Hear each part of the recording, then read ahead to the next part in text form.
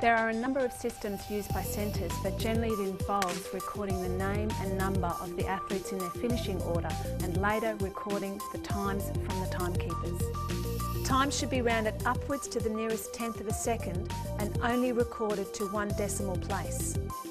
Recording sheets for the long jump, triple jump, shot put, discus and javelin are essentially the same.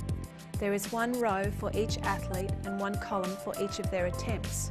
The distance recorded in each attempt is entered into the appropriate cell. If the athlete records a foul, a cross is entered into the cell.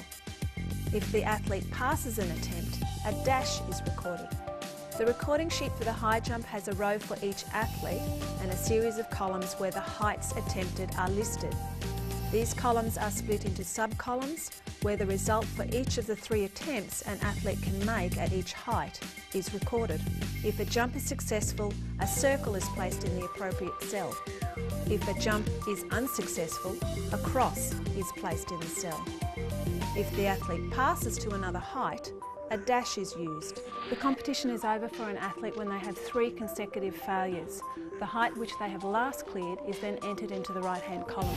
At the end of the competition, the athletes' performances are ranked in descending order to determine the finishing places. If 2 athletes have the same best height, a countback is applied. Whichever athlete has the least attempts at the last successful height is ranked higher. If that does not break the tie, the least amount of total misses is used. If that does not break the tie remains, except for first place in some competitions where a jump-off takes place.